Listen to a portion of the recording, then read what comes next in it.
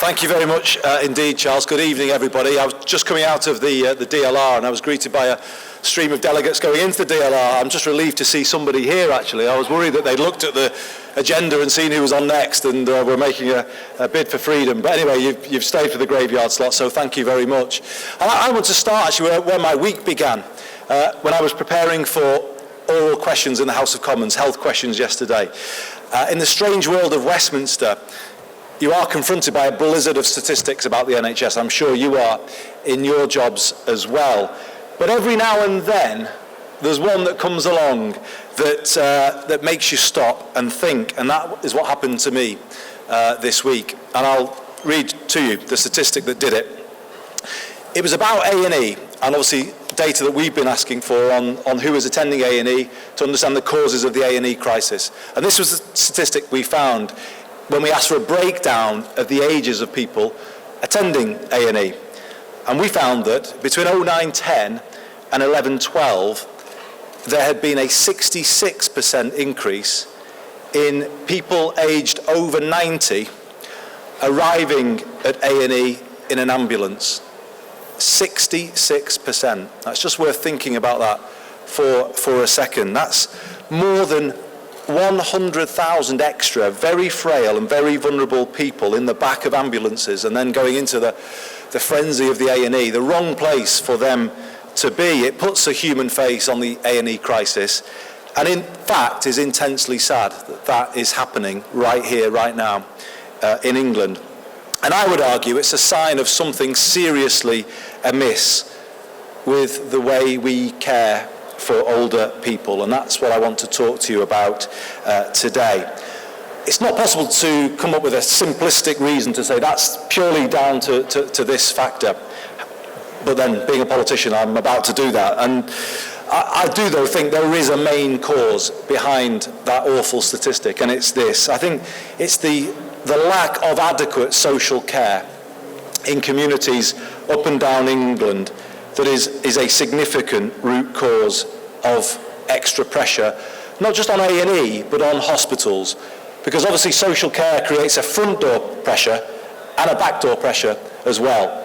Because it leads to, if there's not appropriate support, people fail at home, fall, and end up coming into hospital. But also, if there isn't adequate provision in their community, it can mean that people spend unnecessary days in hospital as they wait for a care plan to be put in place, and that then creates pressure as bed occupancy rises within the hospital. It means that A&E can't admit to the ward. It means that pressure starts backing up through A&E, ambulances start queuing outside. So this really is a problem that affects the whole of the hospital, indeed the whole of the health service. But our problem is this: social care remains a low priority in politics, in Westminster, and indeed in the media. And I think that is an increasing problem for us as we look to the future and the challenges that this century of the ageing society is bringing to us. And I found it from the day that I entered the Department of Health as Secretary of State for Health. I arrived wanting to make social care my top priority, and that was simply because about 8 years earlier, my grandmother, proud working class Scouser that she was, had been through the most depressing, soul-destroying journey you can imagine through the English care system. She paid with everything that she had for care that simply wasn't good enough. And indeed, in the end, it took her money and her dignity as well. And I always remember the day when we were in the care home where she ended her life, when my mum said to me, I wasn't an MP at the time, but she said, if you ever get into politics, I hope you're going to do something about this. And you know, if you come from Liverpool and you've got a Scouse mum, you always listen to your mum, and that's what I always do. And I have wanted always to do something about it, and that's why I made it my top priority. But what I found was a system that really didn't prioritise social care. You know, in the Department of Health, social care occupies 5% of the thinking time. It's relegated to the margins of the department. It rarely came up in the ministerial red box, and that's what I was battling against. And I think that is passed all the way down the system. So it's hard to make a change. And yet I think that is exactly what we've got to do.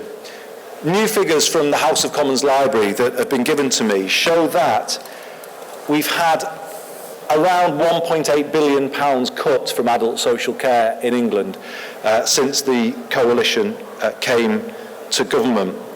We've got more cuts planned this year and probably more next. And the question I think we've got to ask is, if we go down that path where we're constantly cutting social care, aren't we setting up the prospect where hospitals in England become increasingly full of very frail, very elderly people for whom there is no alternative care in the community? And isn't that a depressing thought, a depressing prospect? If you listen to the Local Government Association, they have been warning now for some time about the urgency of this problem. They have been saying that local government is in danger of being overwhelmed by the costs of care. They say that by the middle of the next decade, if nothing else changes and if funding carries on being cut and demographic pressure carries on increasing, by 2024 they will do nothing other than care and bins, is basically what the local authority, the council, will be reduced to doing. Such will be the problems that they've got. And the question I would ask, is anybody listening? Is anybody listening to what they are saying? Because these warnings are becoming ever more dire and urgent. And the terrible irony is, if we don't listen to what the Local Government Association are saying, we will wipe away in every community all of the facilities that are there to promote good health, mental health, well-being, the libraries, the leisure centres, the parks, the day centres. All of those facilities that promote good health will be washed away by the costs of care, by the costs of providing treatment to dependent people. We'll have lost the facilities that can promote independence in the first place, which seems to me to be a major mistake. And the central argument I am making is that the collapse of social care, in the end, is the NHS's problem too. Indeed, it's a council problem, an NHS problem, but everybody's problem.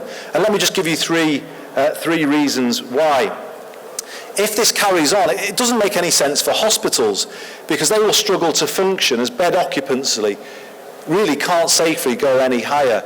Across the NHS in England this winter, hospitals have been operating at around 95% bed occupancy. It can't safely go much higher than that. And yet, with further cuts in the pipeline, that is in prospect in the coming winter. The second thing, it makes no sense for government. It's a false economy to cut social care in this way, as the effect of it is to push people towards the most expensive part of the care system, the hospital. For the want of a few pounds spent in the home, we're spending thousands of pounds keeping people in expensive hospital beds. And really, the government does have to address that problem when it delivers its spending review in 2 weeks' time, its comprehensive spending review. If there is no answer to the challenge facing the social care system in England, then I'm afraid there is also then a huge problem heading in the National Health Service, and the National Health Service's ability to rise to the Nicholson challenge, the 20 billion challenge, will be severely curtailed. But the third reason why we shouldn't accept this is because it's setting up human failure on a grand scale. If we leave this status quo in place, hospitals will just increasingly become warehouses full of older people, a bleak and depressing prospect. And we've got to change that to avert a human tragedy on such scale. We've got to do better than that. We've got to do better for our own parents, indeed everybody's parents. Why? And this is the crux of my argument, because hospital really is the worst place for very elderly people to be. And why is that? And it's because in the acute hospital environment, only some, but not all, of one person's needs are being addressed. When we reach our late 80s or our early 90s, our needs become a blur of the physical, the mental, and the social. But hospitals are simply not geared up to deal properly with that complexity of care. And it explains why, in the acute environment, the older person often drops like a stone, because likelihood is their social and mental needs are being neglected.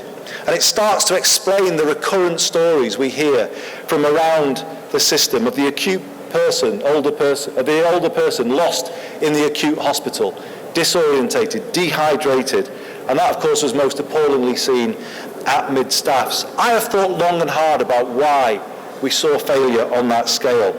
It is clear that some professionals didn't do their job, but I don't buy the narrative about the callousness of modern nursing. I actually believe the people coming into nursing are the same decent, motivated people who want to care for other people that they always were in generations past. And yes, there were regulatory failures, but I don't buy the prescription that all of the problems of the system can be solved through ever tougher, ever more intrusive regulation, a chief inspector of this or that. The problem for me is much deeper and more systemic, and it's that the 20th century health and care system that we have today is in danger of being overwhelmed by the demographic challenges of the 21st. The truth is we're trying to meet one person's needs today through three separate systems. Their physical needs through the acute NHS, their mental needs through a separate service that lives on the fringes of the acute NHS, operated by separate organisations in separate buildings, and their social needs through a charged-for, means-tested, council-run system. One person, three systems. Now, that isn't going to deliver the care we're looking for. We just about struggled through with it in the 20th century when people were getting chronic or terminal illnesses at a younger age and were better able to cope with the tasks of daily living. But now in the 21st, the century of the ageing society, increasingly questions are being asked of our 20th century system that it is simply not able to answer to the public's satisfaction. And that's because wherever people find themselves in the health and care system in England, the chances are that some of their needs are being neglected. So as I said, in hospital, social and mental needs can go unaddressed, and people can enter a dangerous downward spiral once they enter the acute hospital. In mental health settings, physical health is often neglected of people with serious mental health problems, and that partly explains the appalling statistic that they are likely to die on average 15 years younger than everybody else. And often in social care settings, physical and mental needs can be neglected, but it's worse.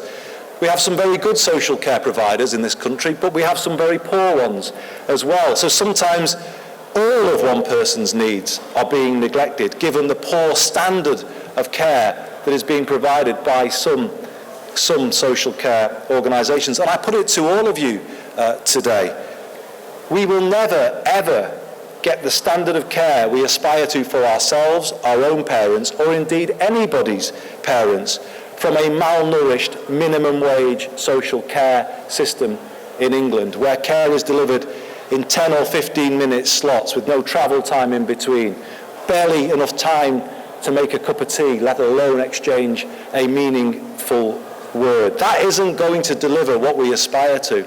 So I will put it to you that we're going to need to do something fundamentally different.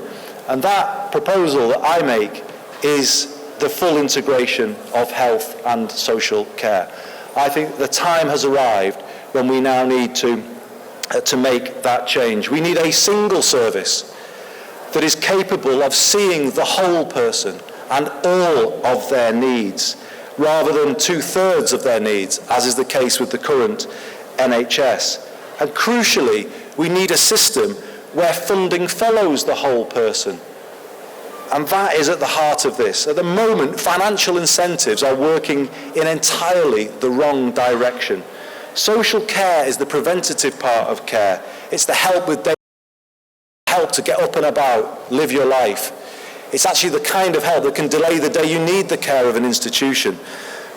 But at the moment, the incentive is to disinvest from this preventative care, as there are no national eligibility criteria that councils must follow, and the major imperative on them is to keep council tax low.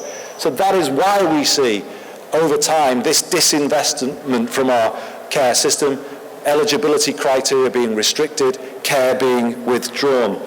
And as hospitals are paid by every person who comes through the door, that works for them as well, because the more people that come through the door, the more they get paid. So as I say, the incentive is working in entirely the wrong direction. And it explains why there is now lots of talk about integration, and we're hearing that from the government as well.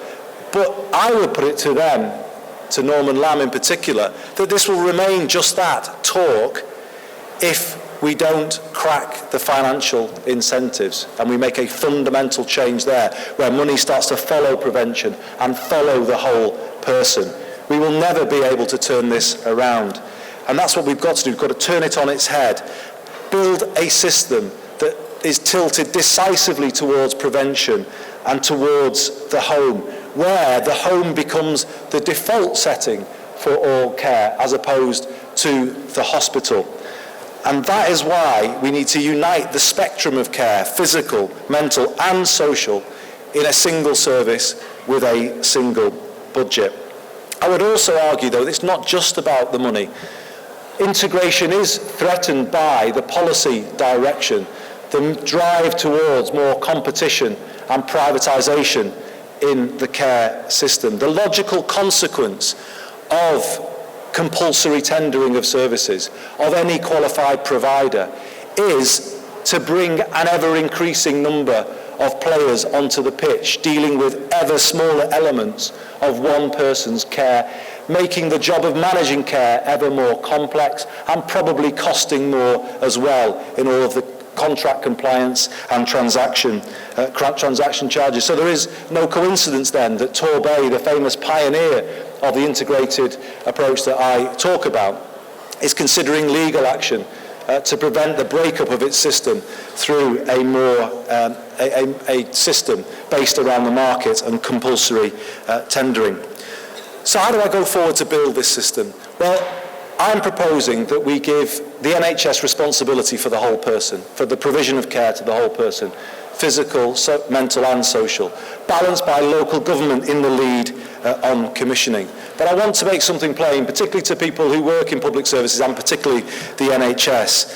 I don't propose to do so through a structural reorganisation. I will learn the lessons from Lansley.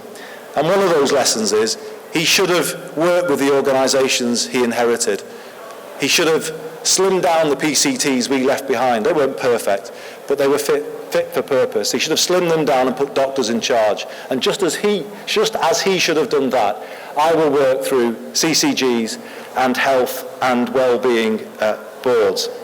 I know that because of the way the current change was brought through, it's made it harder for anybody else. There is a wall of cynicism out there.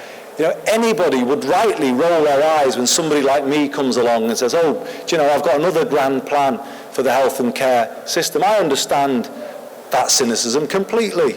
And that's why I'm trying to do something different, rather than doing what people like me have a habit of doing, which is dropping a policy on an unsuspecting NHS 5 minutes before a general election, or in the case of the current government, 5 minutes after.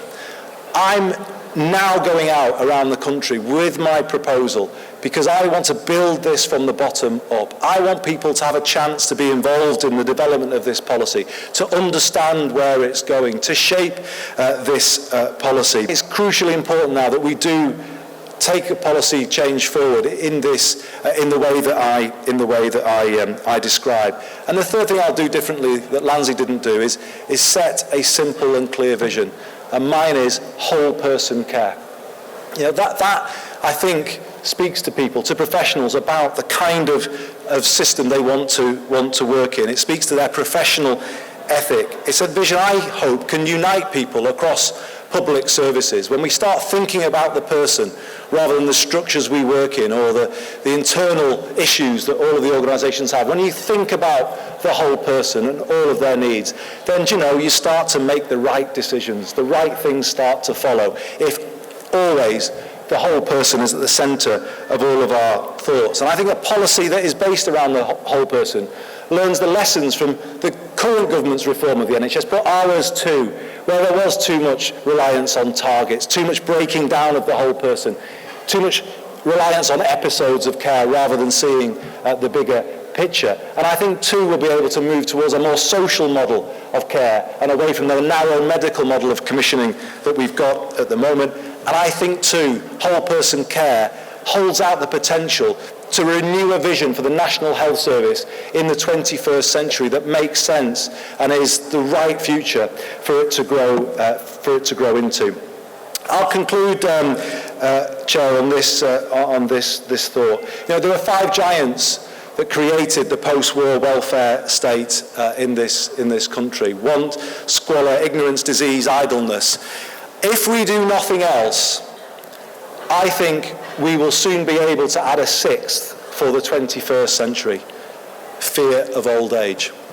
Because I think that is where it goes to in the end. Fear of not having enough support at home, with your family living miles away, working away from home.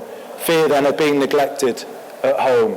Fear of being lost in an acute hospital, of not receiving the support that you need, or in an institution, of being neglected or worse, abused. That is where, if we do nothing, if we just leave the current system in place, that is where this ends up. And it's not good enough. It's not good enough for your parents. It's not good enough for my parents. We've got to do something different. We've got to see what's coming, and we've got to begin to change the system. But we don't do it by somebody like me telling you how it's got to be. We do it by building it together, building an alternative based on the full integration of health and social care, and based on the whole person care. And I put it to you, in whatever part of the system you work, public or private sector, just for a minute, begin to imagine the possibilities that emerge from a fully integrated system. The reality that you could support people much better in their homes rather than unnecessary days in hospital. One point of contact for their family.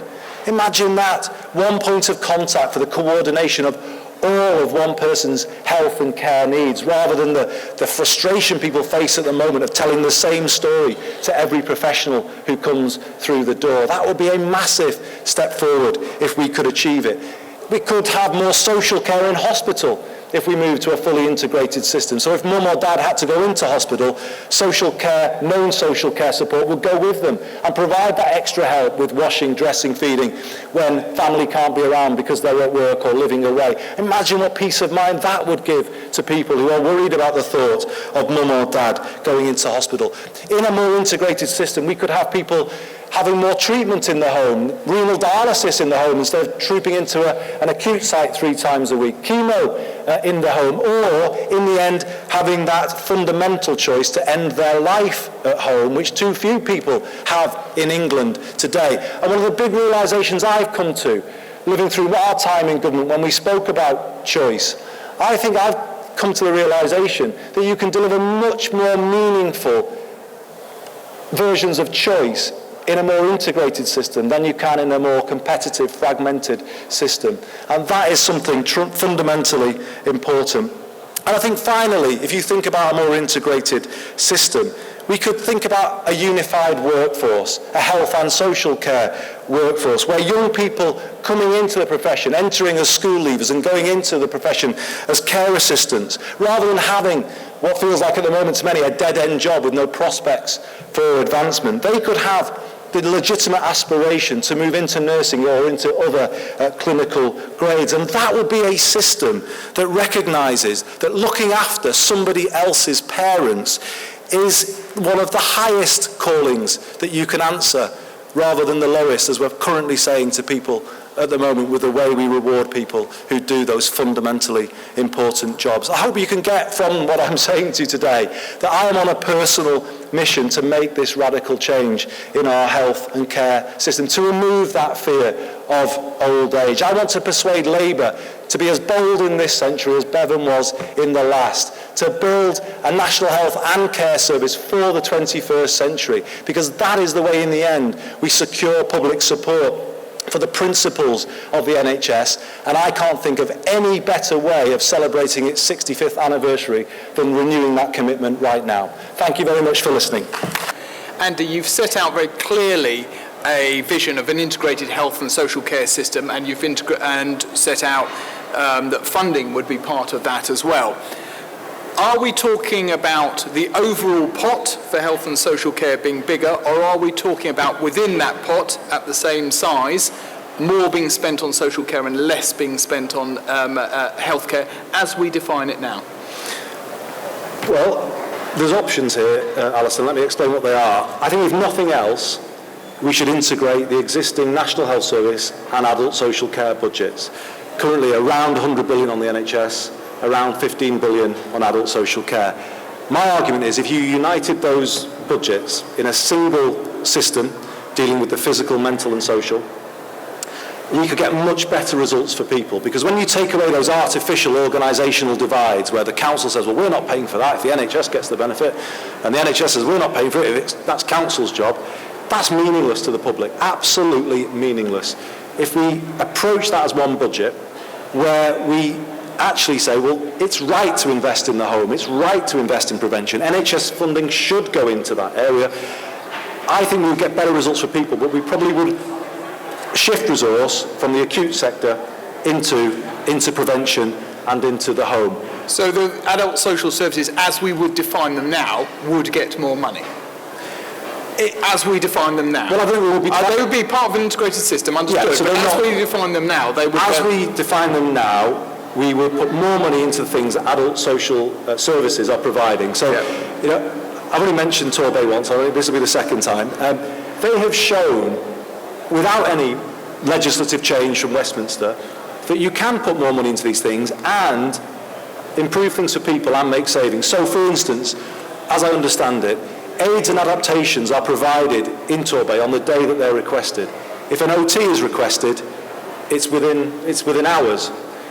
In other parts of the country, it's weeks, it's months to get an OT into the home. So a couple of simple examples when you move towards a more integrated system where the resource that you've got, the combined resource, can start to pay for different things and prioritise different things. So I understand that and you've made this absolutely clear, that you're laying out your ideas now so that people can tackle them. I wonder what Ed Miliband and Ed Balls have to think about the funding reforms. Are they behind you on those, the integration of health and social care? We're all absolutely agreed that the right way to go is to go down the path I've described, a fully integrated system, a merged system, however you want to describe it, where the NHS leads on provision and local government, through the Health and Wellbeing Board, leads on commissioning. Now, there is detail that flows from that, and that's why we're going round as we are. We want to hear people's views about how best to, we realise that there's lots of big questions that fall out of that, and that's why we're taking time to go around the country, listen to people. Under Sir John Oldham, we've set up a commission on whole person care. But there is also, though, that's a first stage. But there are other stages beyond that, because even if you did that, you would still leave in place a charged-for world of social care that couldn't cover. And the question we're also asking is it right then to go for a Dilnot-style approach to the rest of social care, as the current government is suggesting, or can you go even further and create an all-in system where everybody makes a contribution, but everybody is then covered fully from the costs of care? Now, those are just options at the moment, but we are consulting on whether we should go for them, for any of those options, or indeed the most ambitious, because if you could have a system where all of one person's care needs were met fully, I think you then create the conditions for deep integration. At the moment, you leave, even if we went with the Dilnot approach, you still have two worlds, a free at a point of use world and a charged-for world. And you will always have the situation where they can't relate to each other, they can't speak to each other because they're operating to different rules. And my argument is, if you can get a political consensus around a different way for paying for social care, and if the system could be provided all on the same basis, that is when you create the conditions for deep integration of health and social care, and that in the end could be the most cost-effective way of dealing with the population's needs. How long do you think it would take to establish this fully integrated system? Well, this is another lesson from Lansley. I mean, I wouldn't want to say this is a big bang change that's got to happen. 5 years? 10 years? Well, see, this is the great thing about this change. I can see colleagues in the audience from Holton over there who I've spoken to about this. I think somebody had the responsibility from Torbay as well. I mean, I know actually this is happening in communities up and down the country. It would be worrying if I was coming and saying something that was like, oh, here's me, a politician, with my brand new idea. People are trying to move in this direction. But you're trying to do something for the whole country. You're trying to create a system so it isn't just Torbay and Hull and a few other places that get mentioned in every speech about every integration that a lot of us heard. This is something that will be countrywide. How long till that system covers the whole country? What I'm saying clearly is it will be for local areas to decide how quickly they feel they can move towards this vision. I would say to them that the quicker they embrace it, the more quickly they will unlock the savings that come, that they will be, and the more they will make their systems, they will make their system more sustainable more quickly. And I think, so I'm not saying that it has to be, big bang overnight. People will have to, but people are wanting to go in this direction. The problem is the current Health and Social Care Act is almost kind of, the tide is going in the opposite direction. It's pushing them towards fragmentation, atomisation of services. So whereas people want to go in this direction. So this will be local choice. So if local areas decide, between the health and wellbeing boards, the clinical commission groups, whoever decide they don't want to go in the process, there will be no government demand. It won't be mandatory that they go in this direction. What will be mandatory will be the national requirement to provide whole person care. So I will set an entitlement to physical, mental and social care. Now that is a big change because at the moment there is no national entitlement to social care. So that wouldn't be negotiable. That would be what we would require of every commissioner up and down the country. I would set out the what, but it'd be for them to decide the how. How are we going to deliver that entitlement in this community? And in doing this, I'm trying to get the national and the local in a proper balance. Because when we were in government sometimes, we tried to say to people, here's what you're going to do, and here's how you're going to do it. And that wasn't very appealing, funnily enough. People didn't like the idea that we were kind of trying to dictate to professionals about how to do their job. So we've heard that, we understand that, and it was driven people may not kind of realise this, but it was because we had a desire just to get the NHS moving quickly, but in the end it had a negative consequence in terms of professional disempowerment. The right balance here is to get a separation of what national politicians do versus what local decision makers do. It's my job to set out the what, the national entitlement. It's the local decision to decide the how. How are we going to deliver it in this community and how quickly are we going to do it? What kind of services are we going to put in place? You talked about commissioners there. You spoke for roughly 23 odd minutes. Did I? Here we are. That's fine. I'm a politician after all. Here we are at the commissioning show. I think it was 18 minutes until you mentioned commissioning. You mentioned clinical commissioning groups once. You're not very keen on clinical commissioning groups, are you? I have no objection. In fact, not a ringing endorsement. No, I will answer the question. To GP involvement in commissioning, I think it's essential. I have real concerns about GP domination or even control of commissioning, because in the end, I think it will be potentially against the public interest, but I think it could undermine trust in the profession, because it enshrines a conflict of interest. When you make a producer the commissioner, in the end, you're setting up a potential conflict of interest that could be damaging in the long run.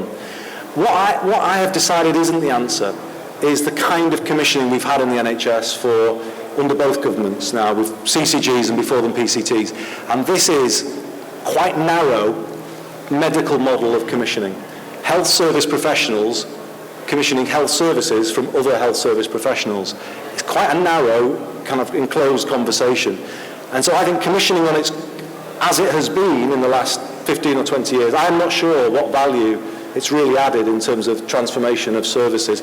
So just to answer the point quickly, The big paradigm shift I think we've got to make is from a medical model of commissioning to a social model. And that is why I think we have to have local government in the lead, as difficult as that is to accept for some people in the NHS. The deal is here that the NHS takes over provision of social care, but it's balanced by local government in the lead on commissioning. Why do I say that? We are not going to meet the challenge of the 21st century around mental health, around lifestyle, around ageing, if we don't make the link between health and housing, health and planning, health and education, health and leisure. We have to start commissioning for good population health as opposed to narrowly commissioning health services. And Nye Bevan, when he set up the NHS, people have forgotten, but he was Secretary of State for Housing and Health.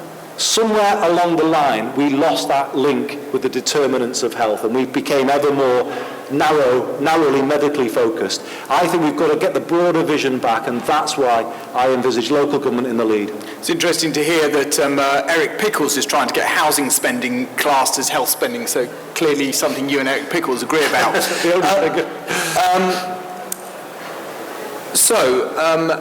We did a survey of CCG leads in which we said if Labour's plans to make a CCG's advisory to health and wellbeing boards went through, what would happen to your involvement of GPs? You've said that GP involvement is important.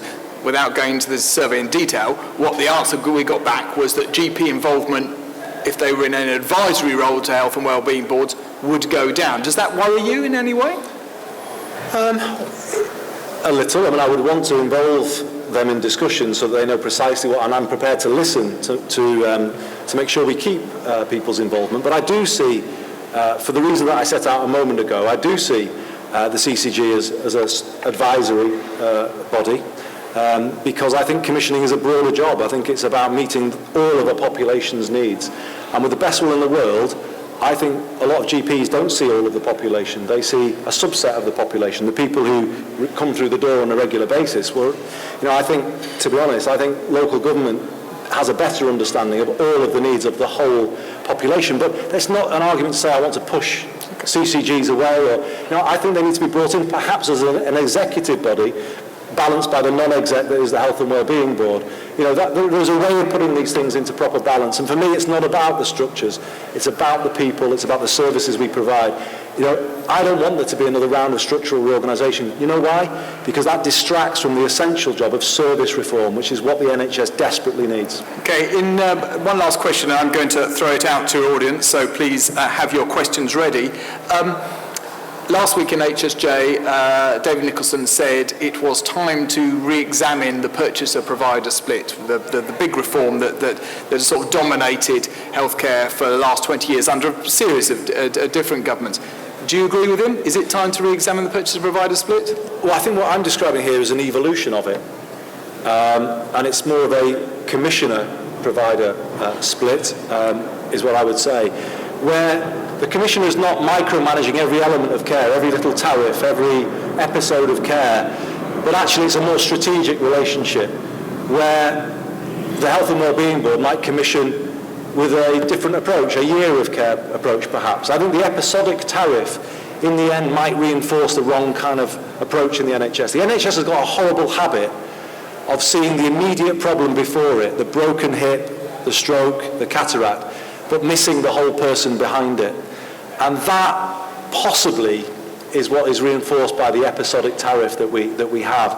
And I would want to see a new approach to commissioning where we might say to, because all of this is on the NHS preferred provider basis, we would say to a provider, here's a year of care for this older person in my constituency, ex-minor with COPD. Manage their care as best you can, because immediately you'll be giving that organisation an incentive to keep that person out of hospital rather than to bring them in. And I would want to see the DGH in that model grow into a different kind of organisation, an integrated care provider covering physical, mental and social, working from home to hospital. I think that's what's got to happen. I think we've got to have our acute providers growing into different types of organisations, into a positive future as an integrated whole person care provider. And also at the same time, local government growing into a bigger, more strategic role, looking after the health and well-being of its whole population. So I'm going to squeeze in one little final question. Would you put a constraint on the private sector involvement in healthcare provision, or would that simply be up to the commissioners, health and wellbeing boards, etc., to decide how much they wanted to involve? I would work through the NHS preferred provider basis, and let me just explain what that means. It would mean the local authority would have to work through a nominated lead NHS provider. So you would tell them what their lead I wouldn't tell them who they were, but I'd tell them they'd have to work through. Every area will need an integrated care provider covering home to hospital, physical, mental, social. So in the majority of the cases, that's going to be the local trust, the local hospital trust. In the majority of cases, it would be the local trust. Again, this isn't firmly set in stone, but this is where my instincts are going. Why?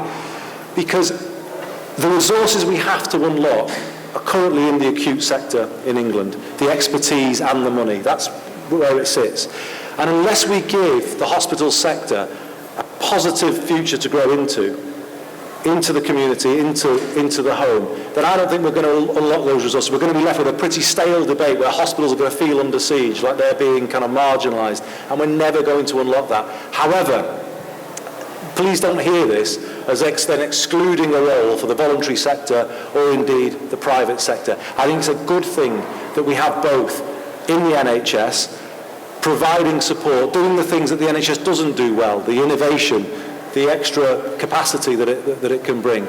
That is essential to keep that. But I see the role of the voluntary and the private sector as an additional supporting role, not as a replacement role.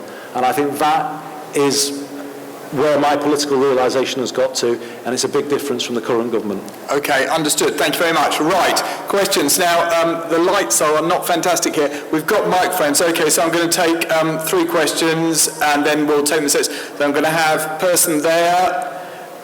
Just if you can say where you are and who you're from, that would be useful. And then I'm going to have these 2 people over here next. So, John Myatt from Serco. I think it's a really exciting vision, Andy. I'm no fan of fragmentation.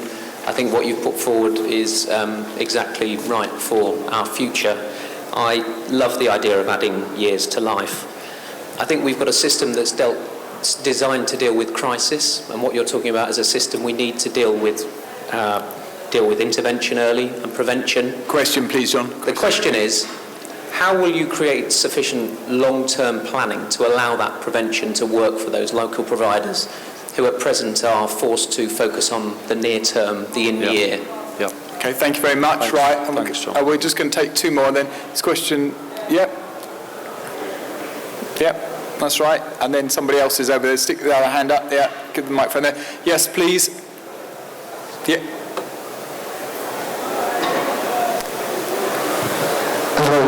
It's a bit loud. I'm Joe McGilligan. I'm a GP and I co-chair the Health and Wellbeing Board in Surrey. You get strident, self-informed, self-appointed campaigners who oppose everything we do, and politicians, unless they're in a safe seat, will say and do anything to get re-elected. GPs actually have a cradle-to-grave responsibility for their patients, and have their role is actually beyond the surgery door. So how do you see the Health and Wellbeing Boards surviving through the electoral revolution? Good question. Right, then the final one for this round, please. Anne-Marie Holder. I'm clinical lead for Stafford and Surround CCG, so as you can imagine we're in the thick of it at the moment. I wanted to say really I absolutely agree with everything you say, which I'm not trying to be sycophantic, I'm not a Labour supporter, and it's quite surprising that I'm saying that, but absolutely wholeheartedly agree. Similar to the gentleman behind me, I spoke to a patient this morning about just this sort of thing, and they said they want honesty from politicians, because if we're going to have a combined health and social care network or organisation, as you say, social care funding will have to increase, therefore healthcare funding will by definition have to reduce, and we know where the money is going to have to reduce from. It's going to be acute beds. So we need honesty from politicians, because if we're going to have to do this and we're going to have to take the rap for it, we want some support.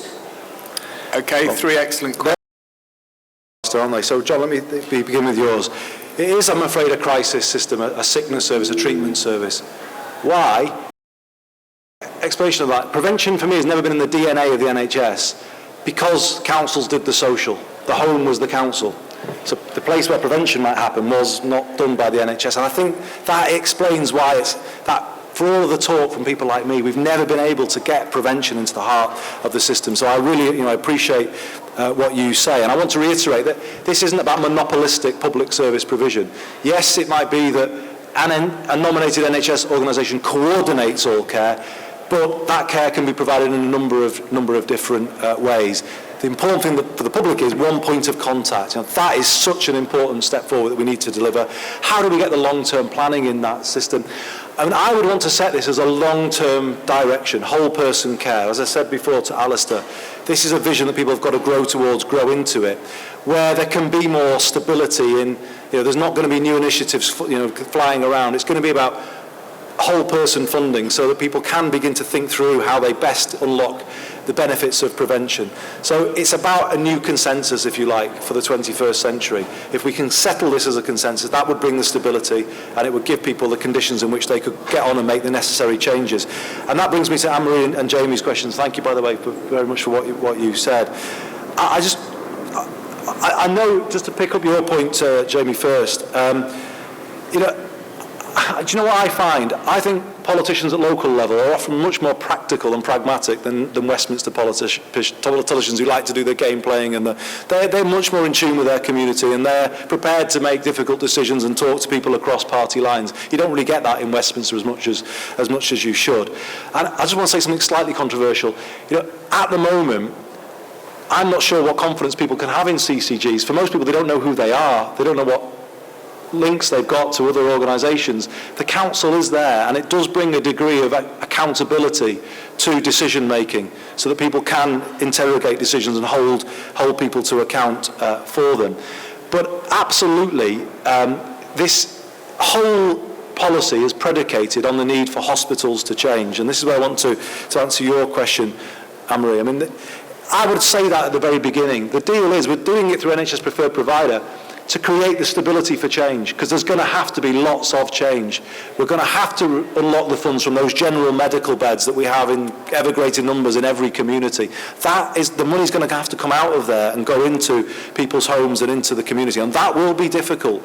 I think currently, such as the fragile state of hospital finance, that people often look at the A&E because it's the big cost centre. Actually, I think if we did this more progressively with a firmer basis, financial basis under acute trust, I think they could do it in a more considered, more manageable way than perhaps is being done as they get worried by the current financial situation. But absolutely, it would have to have honesty at the heart of it. I've just come to this event today from a statement that Jeremy Hunt made in the House on children's heart surgery. And I've supported him today in what he's doing, because I know I would have had to reduce the number of children's heart units. And I'm not going to go into the House of Commons and say this is terrible and, waving a banner for all the places that might lose out. And I've said that when he comes to make a decision on reduction of number, I will support him, whichever sites he chooses. And I've also said to my colleagues in the Parliamentary Labour Party, we're not going to be on every picket line of every hospital protest, because hospitals are going to have to change. If some are coming forward as financially led reconfigurations that won't improve patient safety, then yes, we may well oppose those. But we're not going to have this blanket convenient comfort zone opposition where we just say, oh yeah, we'll oppose everything. We're not going to do that. There does need to be more. There needs to be agreement between the political parties, some rules to allow hospitals to change, because they're going to have to change. And my whole policy, I would say that loud and clear at the start, that this is what's going to happen in your community as a result of this policy. Okay, thank you. Right, we've got time for one more set of questions, please. We can take from the middle. There's a person in the middle there, a gentleman there. Yeah, I see. That's all right. There's one there. Then there's somebody just in front. Please keep your hands up. There. So, gentleman in the middle first of all. Yep. If we can get the mic to work. Jeff Featherstone from NHS England. I've just come back from working in Northern Ireland for 2 years, where they have integrated health and social care organisations at commissioner and provider levels. Even though I'm a strong supporter of integration, I'd have to say my experience there was having those organisations did little or nothing to actually produce an integration in terms of the experience of the individual patient or service user. How would Mr Burnham go about making sure that locally, even on a local rollout, people just didn't notionally put budgets together without actually really changing practice on the ground and really using finance in creative ways? Okay, That's a good question. Good question. And then a lady in the middle here, I think. She's got the microphone. Yep. Yep, Okay. Please go for it. It's Catherine Deacon from Help the Hospices here. Really welcome the recognition of the voluntary sector, but just to go back to the issue of the NHS as a preferred provider, I guess my concern is that would it be limiting to see the voluntary sector in a purely supportive role? Hospices provide over £500 million to the care economy, and they provide the majority of end-of-life care in the UK. And I'd be interested in how do you see charitable providers of NHS services contributing to the new system of whole-person care? Okay, and we've got time for one more question. I saw one other hand. Yep, there we are. Lady in the middle, at the front there, please. My name's Shirley Murgraff, and I'm one of these pesky older people who's sticking around for too long and making my presence felt too. What I would like addressed is the issue of one of the fatal flaws, perhaps the most fatal flaw in the vision about the NHS from the beginning, was the absence of democratic governance. And how are we going to address that? And if I can just explain very briefly why I think it's so important. There's a huge trunk of the democratic process in England that has been totally subverted with almost no whisper even of protest. That's to say we have an unelected government with no mandate, and not only with no mandate to do what they're doing, but a promise to do the opposite of what they'd started doing 6 weeks after the election. So the democratic process, in my view, is really important. I think we have to establish both it and our respect for it and our value for it, and how we're going to bring it into the future of this integrated care system. Thank you. I think that's what we call an open goal question. That's a good one, that one. But Jeff, thanks for your question first. Yeah, I've been to Northern Ireland. Let's say I was more impressed by Torbay than I was by Northern Ireland. It is different in that they're commissioning from Stormont level. And I think that is a very big difference from what we would have even in England now, but in the system that I would like to see. Because you do need the local involvement in how services should be provided is absolutely essential, in my view. But how you make it real for people was, I think, what you were saying. How does it feel like a positive change in terms of people's experience? I think you were saying how do you actually make sure that people practice integration rather than simply preach it? Yeah. I mean, what would be in your mandate, possibly, to local commissioners that would actually mean that they would have to do it rather than play lip service to it?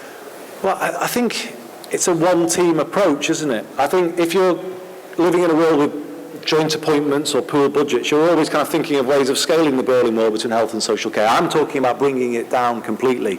And that means then a one-team approach, taking away the professional, there's too many professional divides, hierarchies, demarcations. I think we need to mandate that approach, would you? I think we need to see people working differently. We need to see... Because I think that's his point, that the system is there, but on the ground, people are, the incentives aren't there to drive it to get it. I'm not saying I would mandate it, because I said the how would be up to local people. But I would be saying clearly that the quicker they go, the further and faster they go down this path, the more they will make their system sustainable, and the better the experience will be of the public. How you make it meaningful, it is, as I was saying, one point of contact. It is aids and adaptations when people need them. It is a very different experience of care in the home for the family. In the end, that's what makes it meaningful. And actually, it might be giving people clearer rights about how they receive treatment, more control over care. So I'm looking at whether we can enshrine in the NHS Constitution rights to treatment in the home, as I described in my speech, or even to end your life at home, rights to a personal budget, more personal control over how resource is spent. There's a whole range of things that we could do to kind of empower the individual, to give them more control so that services really do follow what they want. And then other people will have to respect and follow that, and that will bring, that will answer the question about whether this is notional change or whether this is real change. But I think it does have to be real change. Catherine, on your point and your concern about voluntary sector organisations being squeezed out, I think what I'm saying here, I don't envisage that at all, because you want all of the organisations in any locality to be pulling together, to be working together to provide the best possible care. And in fact, that right I was just describing could be a right to end your life in a hospice or a home. There's a number of ways of doing that. I think it's a mistake to go down this world where we tender for every single service, where everything is parcelled out. In the end, I think the NHS will become less than the sum of its parts when you go in that direction, where everything is contracted, tendered out, and you lose the ability of the whole to work together. But that doesn't mean that there isn't a role for the voluntary or private sectors. In fact, you would, at national level, say that we want to see a continuing role, so that you bring that innovation and that diversity into the system. So I'm certain I can reassure you on those points. And in fact, by asking the acute sector to change in the way that I've described, it obviously will unlock other resource for those other services in the community that at the moment are struggling to get support and really need to be put on a more firmer financial basis than they currently are. Shelley, on your point, I think you raise a very, very important point.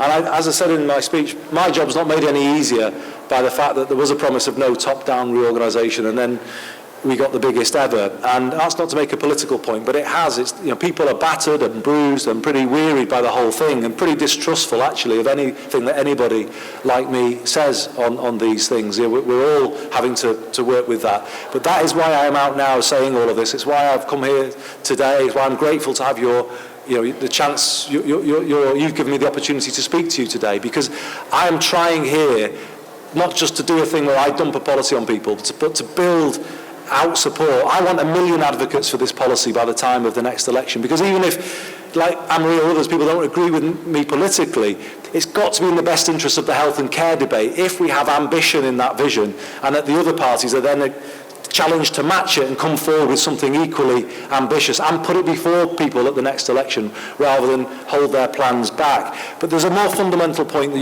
you've raised here, and that is that Westminster has basically been through governments of all colours where it just doesn't trust local government. And I think we've got to learn to trust local government again.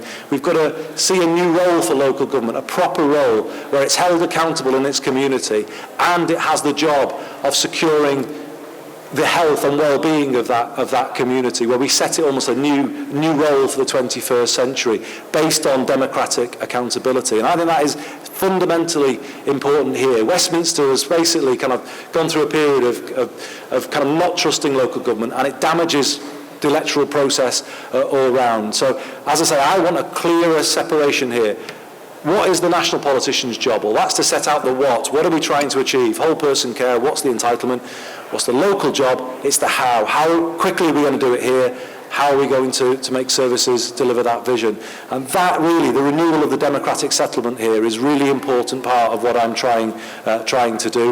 And what I want to do is, as I say, is build out support ownership of it so that we get people who actually buy into this vision, and we don't have that thing that has been damaging in times gone by of Westminster basically telling people, right, here's your marching orders, this is what we're asking you to do now, and then being surprised that people feel alienated and disempowered by that. I'm trying to do something fundamentally different, and I hope that answers some of your concerns. Right, that's it, ladies and gentlemen. I'm afraid we are out of time. Can you join me